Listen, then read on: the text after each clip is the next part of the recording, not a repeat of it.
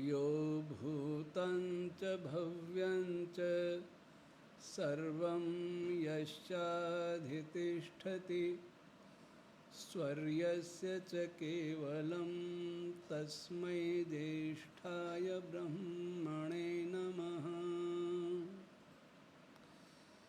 ॐ विश्वानि देव सवितर्दुरितानि पराशुभ यद्भद्रं तन्न आशुव।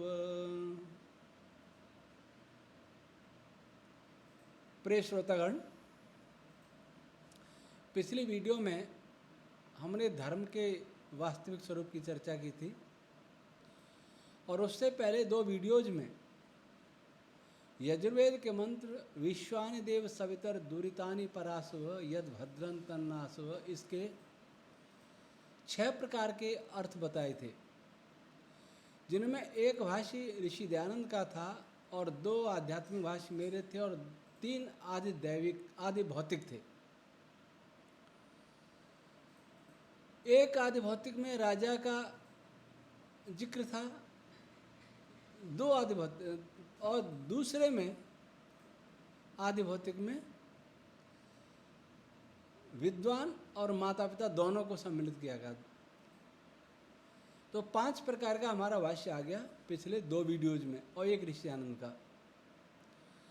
अभी हम आदि भौतिक अर्थ और हमने 2 प्रकार के किए हैं। आदि भौतिक नंबर 4, यहाँ सविता माना वैज्ञानिकों को, शिल्प विज्ञानियों को,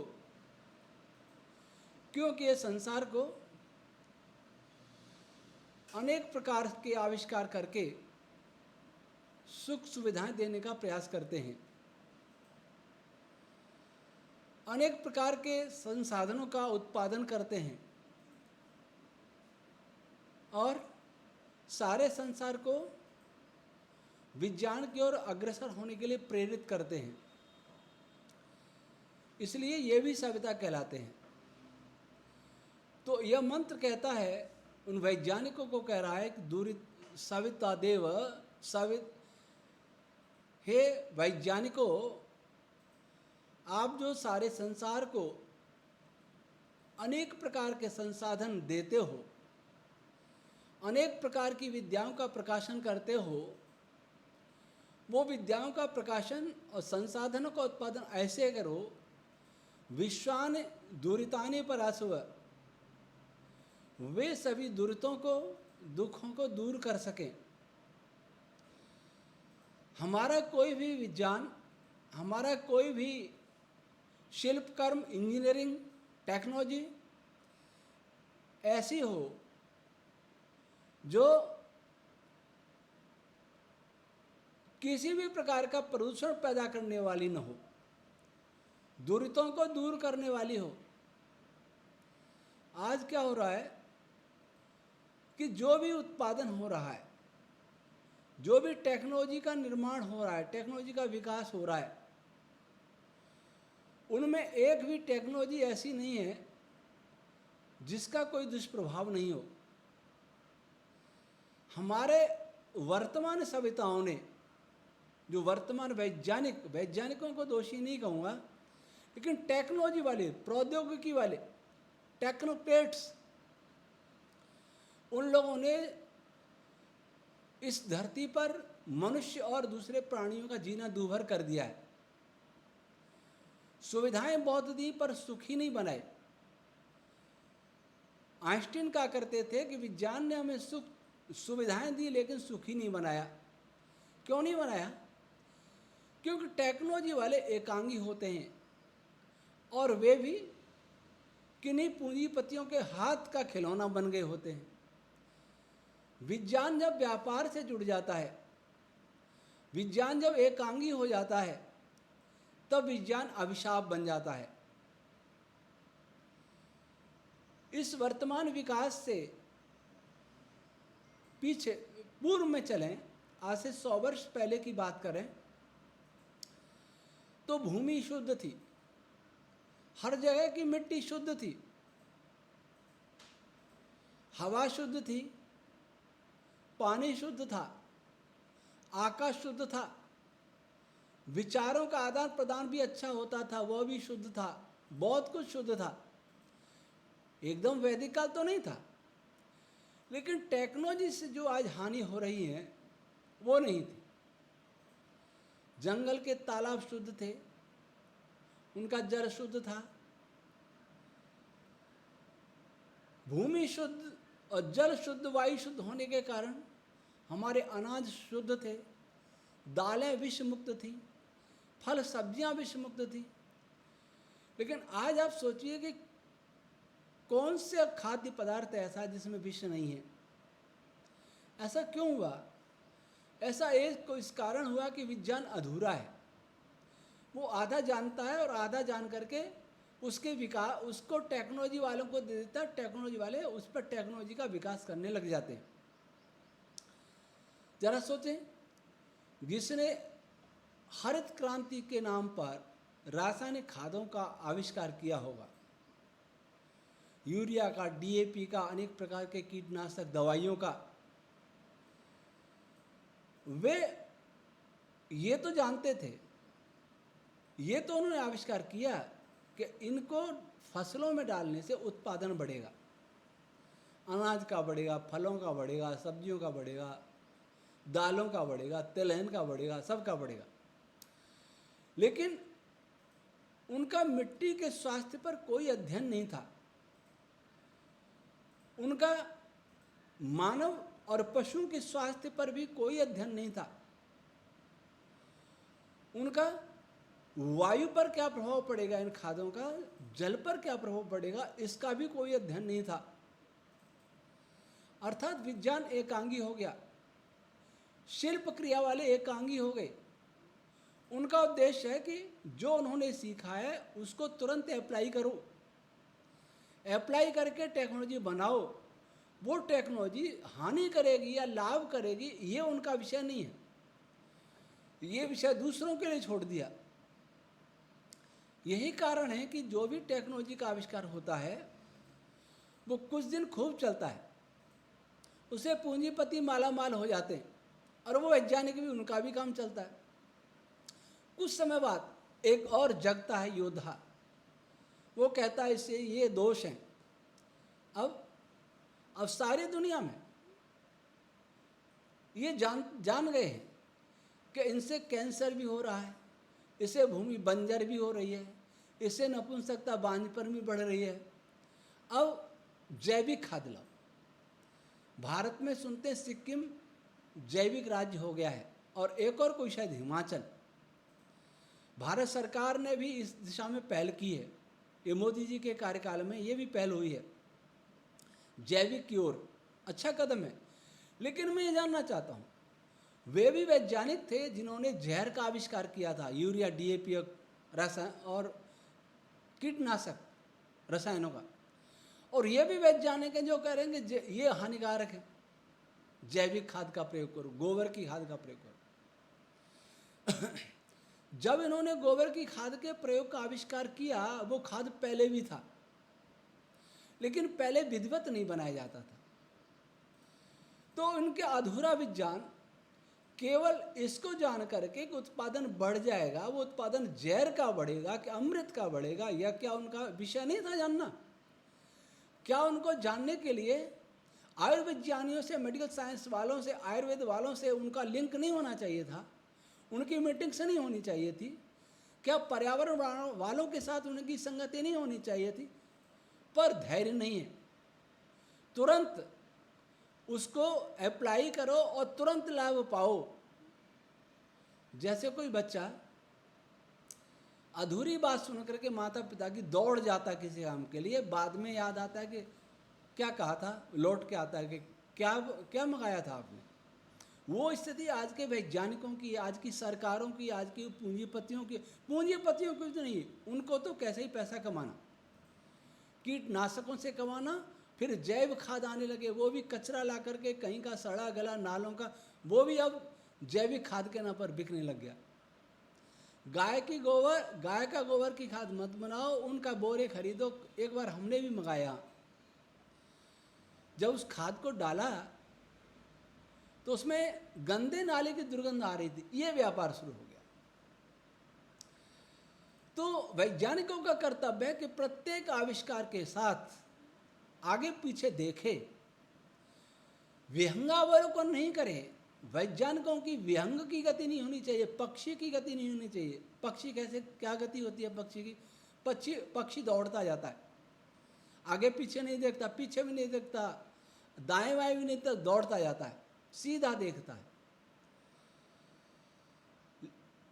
बल्कि वैज्ञानिक को क्या करना चाहिए? सिंहावलोकन करना चाहिए, उसकी सिंह जैसी गति होनी चाहिए। जब शेर चलता है तो आगे तो देखता है, ये भी देखता है पीछे कोई शिकारी तो नहीं है, या पीछे उसका शिकार तो नहीं है कहीं उसको पकड़ ले, ये शिकारी है तो उससे भागे। दाएं भी देखता है, बाएं भी सुनता है, प्रत्येक आहट को सुनता है, प्रत्येक दृश्य को देखता है, प्रत्येक हलचल को देखता है। वैज्ञानिकों को ऐसा होना चाहिए। और एक वैज्ञानिकों की ऐसी समिति होनी चाहिए जिसमें विभिन्न विषयों के लोगों का कोऑर्डिनेशन होना चाहिए। दूरितानि पराशव, कोई भी वस्तु, भूमि, जल, वायु, आकाश, ये प्रदूषित नहीं हो। आज आकाश कितना प्रदूषित है, इसके परिणाम अभी आएंगे और वैज्ञानिक बता भी रहे हैं। मोबाइल की तरंगों से क्या होगा, इंटरनेट से क्या होगा, एआई से क्या होगा, सब सावधान कर रहे हैं, लेकिन बताते जब हैं जब लोगों को उसका नशा हो जाता है। पहले शराब की आदत डालो, स्मैक की आदत डालो, अफीम की आदत डालो और उसको खिला करके पैसा कमा लो।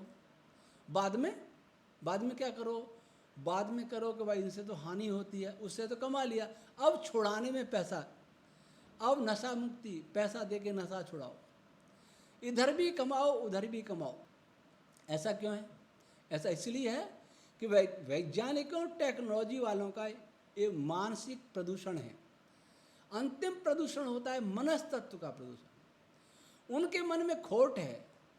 वैज्ञानिकों को मैं नहीं कह सकते, पर टेक्नोलॉजी वाले, और वे टेक्नोलॉजी वाले विशेषकर जो पूंजीपतियों के हाथ का खिलौना है, उनका उद्देश्य किसी भी जनता को सुख सुविधाएं देना नहीं है, उनका उद्देश्य धन कमाना है। किस प्रकार से जनता को सुख का लालच दे करके धन कमाया जाए, उनका शोषण किया जाए। जैसे मछली को पकड़ने वाले कांटे पर कुछ लगा करके मछली को पकड़ते हैं। कोई पशु पकड़ में नहीं आ रहा हो तो हरा चारा हाथ में लेकर के पकड़ते हैं ताकि वो हरा चारे की तरफ आएगा और पकड़ लेंगे। ऐसे ही सपेरे सांप को पकड़ते हैं। किसी न किसी तो सुविधाओं का लोभ दे करके हम लोगों को छला जा रहा है, पैसा कमाया जा रहा है। यह मानसिक प्रदूषण। तो हमारे वैज्ञानिक कैसे हों? न तो कोई मानसिक प्रदूषण से ग्रस्त हों, न लोभ से ग्रस्त हों, न किसी की भय और गुलामी से ग्रस्त हों कि आपको ऐसा करना ही पड़ेगा, सरकार ने कहा इसलिए करना पड़ेगा, पूंजीपतियों ने कहा इसलिए करना पड़ेगा। वैज्ञानिक स्वतंत्र होना चाहिए। वैज्ञानिक बौद्धिक दासता से मुक्त रहना चाहिए, बौद्धिक स्वतंत्र होना चाहिए। और जब उस पर कोई दबाव आता है तो वो उसको अपना कार्य छोड़ देना चाहिए। उसको कहना चाहिए मैं विद्वान हूँ, मैं वैज्ञानिक हूँ, मैं किसी का दास नहीं हूँ। मैं केवल वे ही आविष्कार करूँगा जो जनता के और सभी प्राणियों के हित में होंगे, जिनसे किसी भी प्रकार का प्रदूषण नहीं होगा, किसी के स्वास्थ्य को हानि नहीं होगी। ये मंत्र वर्ता है, दूरितानि पराशव। ऐसे कोई आविष्कार नहीं हो जिससे कोई भी प्रकार का प्रदूषण हो। और यद भद्रं तन्नासो, और जो भी कल्याणकारी चीज़ें हैं उनका आविष्कार करें। कल्याणकारी कैसे? जैसे पहले भी टेक्नोलॉजी होती थी, कम होती थी, वैदिक काल में बहुत ज़्यादा होती थी, लेकिन कोई भी टेक्नोलॉजी शारीरिक श्रम का विरोध नहीं करती थी, शारीरिक श्रम से मनुष्य को नहीं रोकती थी। और मनुष्य में भी बौद्धिक प्रदूषण नहीं था। बौद्धिक प्रदूषण क्या होता है? बौद्धिक प्रदूषण ये है कि मैं कोई हाथ से काम नहीं करूँगा, हाथ से काम करूँगा तो मैं छोटा कहलाऊँगा। ये बौद्धिक प्रदूषण है, बौद्धिक दिवालियापन है। हाथ से कोई भी काम करना, जब ये किसी भी काम करने के प्रति हमारी ये भावना बन जाए कि इससे हम छोटे हो जाएंगे, इससे हम नीचे हो जाएंगे, इससे हम पिछड़े हो जाएंगे। तो समझना चाहिए कि हमारे मस्तिष्क को किसी ने गुलाम बना लिया, हम किसी के दास बन गए।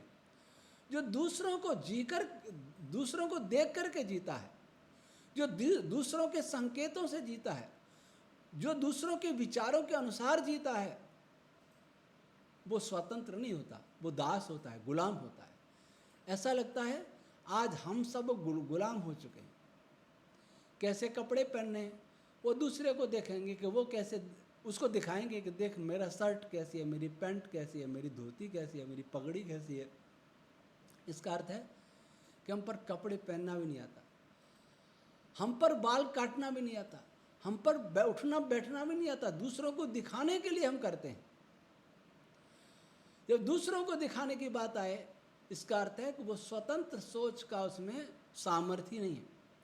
इसलिए यद भद्रम तन्नासो, हमारे वैज्ञानिक, हमारे बुद्धिजीवी हमें ऐसा ज्ञान दें जो हमें स्वावलंबी बनाए, स्वतंत्र सोच पैदा करें और ये बताएं कि शारीरिक श्रम का कोई विकल्प नहीं है। मांसपेशियों की ऊर्जा सबसे उत्तम ऊर्जा है। जो ग्रीन ऊर्जा और बहुत शोर मचता है, ग्रीन ऊर्जा के नाम पर हमने सोलर ऊर्जा का आविष्कार किया। और उस सोलर ऊर्जा का परिणाम, अभी कुछ दिन पहले एक वीडियो देखा एक पर्यावरण वैज्ञानिक का,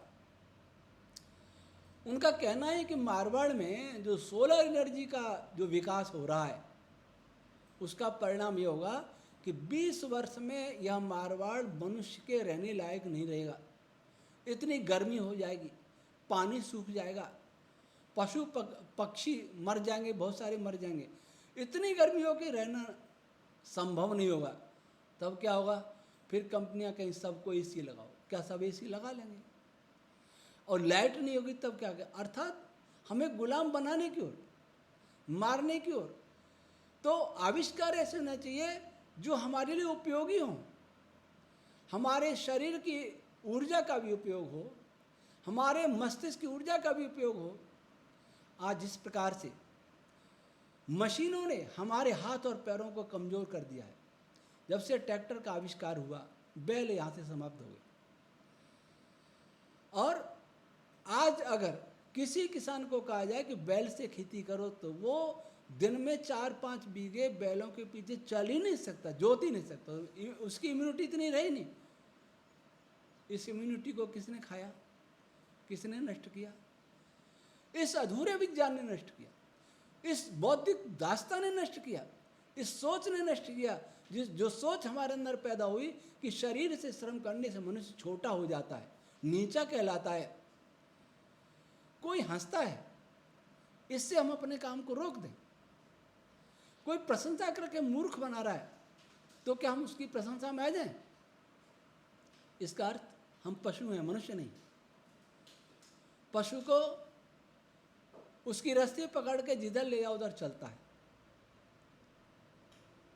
घोड़ा संकेतों से नाचता है, तांगे में चलेगा, अब तांगे भी नहीं रहे, जिधर लगाम बोड़ेगा उधर चल देगा। बंदर नाचता है मदारी के संकेतों, भालू नाचते थे, अब तो इनको नहीं पकड़ने की छूट है। क्या हम वही हैं जो कोई संकेत करेगा, कोई हंसेगा, कोई कुछ करेगा, कोई निंदा करेगा या प्रशंसा करेगा, उससे हम प्रभावित होकर के अपनी जीवन शैली बदल लें? तो ऐसा नहीं। वैज्ञानिक ऐसे होने चाहिए, विद्वान ऐसे होने चाहिए जो हमें स्वतंत्र सोच पैदा करने वाले हों, हमारे शरीर की ऊर्जा का अधिक से अधिक उपयोग हो, और जो दूसरी ऊर्जा का उपयोग है, सोलर ऊर्जा हो या कोई भी ऊर्जा, वो ऐसी हो जिसका दुष्प्रभाव नहीं हो। पहले भी महर्षि भारद्वाज के विमान शास्त्र में सोलर ऊर्जा से चलने वाले विमानों का वर्णन है, पारे से चलने वाले विमानों का वर्णन है, पर वो सोलर ऊर्जा का कैसे उपयोग करते थे वो देखने की बात है, वो उसका अनुसंधान होना चाहिए। पर अनुसंधान करते समय ये ध्यान रखना चाहिए कि इस अनुसंधान का कोई दुष्प्रभाव तो नहीं होगा।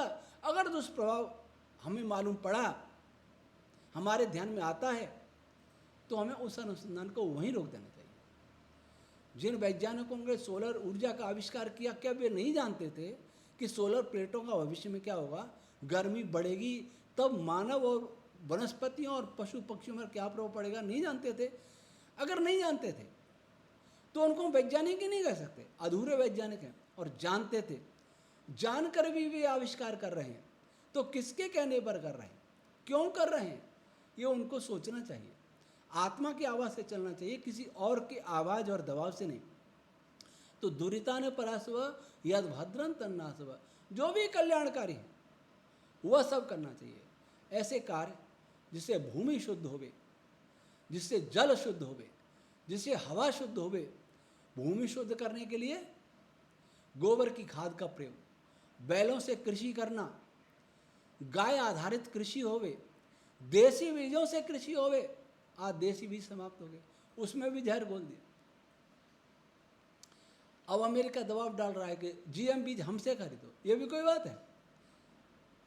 भारत सरकार की दृढ़ता है कि अभी तक मना किया, पर कब तक कर पाएंगे ये देखने की बात है। हाइब्रिड है, ये भी तो हानिकारक है, लेकिन जीएम तो और भी खतरनाक होगा।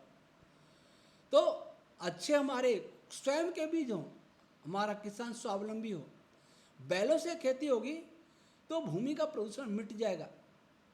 बहुत सारी टेक्नोलॉजी अनावश्यक है, विलासिता के लिए, भोग विलास के लिए, केवल उसको बंद होना चाहिए।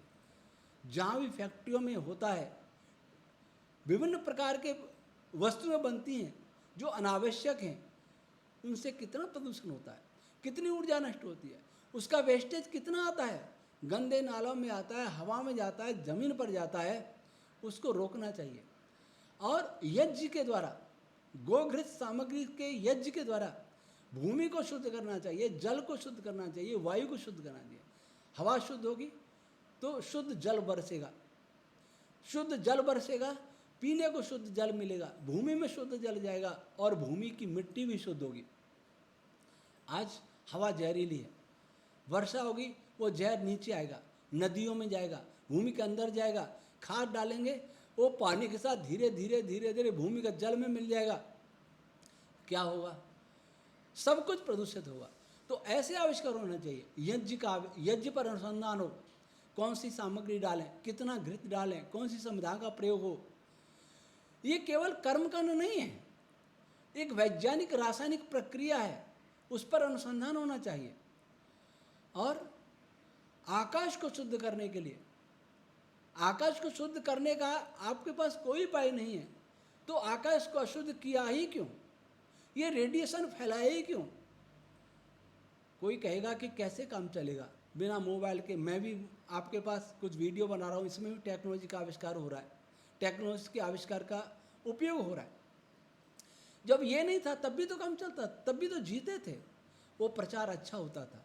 आज हमारी व्यवस्था है यह करने की, क्योंकि ये सरकारी स्तर पर बंद होना चाहिए। सेना के अतिरिक्त अन्यत्र बहुत ज़्यादा टेक्नोलॉजी का उपयोग नहीं होना चाहिए। सेना को इसलिए ताकि शत्रु देश से मुकाबला करना पड़े, तो हानि सह के भी देश की रक्षा करनी, इसलिए। बाकी कोई ज़रूरत नहीं है बहुत ज़्यादा टेक्नोलॉजी की। प्राचीन ढंग से लोग जिस प्रकार जिया करते हैं वैसे जिए। लेकिन आज सबके पास एक कैंसर की मशीन दे दीजिए में, वो मोबाइल। तो जो कल्याणकारी हैं वही आविष्कार होने चाहिए, वही विद्या का प्रचार होना चाहिए। ये मंत्र यही बताता है। आज इतना ही। ओम शम।